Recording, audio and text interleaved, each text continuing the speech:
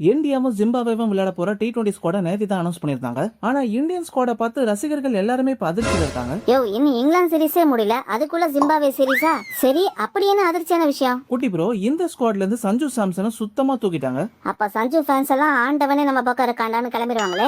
இந்தியாவும் ஜிம்பாப்வேவும் மோத போற இந்த T20 சீரிஸ்ல 3 புதுமுகங்கள் இந்தியாவுக்காக வந்திருக்காங்க.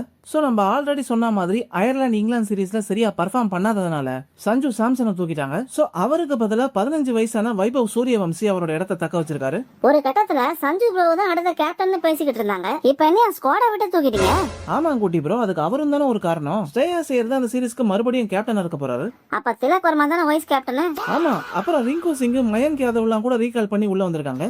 மயங்க் யாதவா? ஸ்பீட் கன்னு ரெடியா வைங்கப்பா. சரி, யாருப்பா அந்த 3 புதுமுகங்கள்? பிரப்சிமரன் சிங் விக்கெட் கீப்பரா இருக்க போறாரு. இவரை தவிர அசோக் சர்மா, அப்புறம் கடைசியா யாஷ் தாக்கூர். இவங்க எல்லாரும் கூடவும் ஓடிஐல ஆன ஹர்ஷ் தூபேக்கு இப்ப T20 கால் அப் கிடைச்சிருக்கு.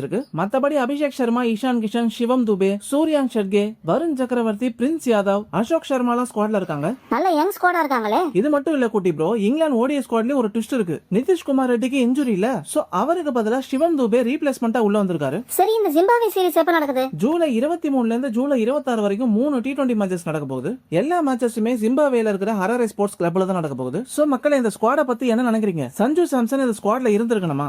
எஸ் ஆர் நோன்னு கமெண்ட் செக்ஷனை தெரிவிக்க விடுங்க.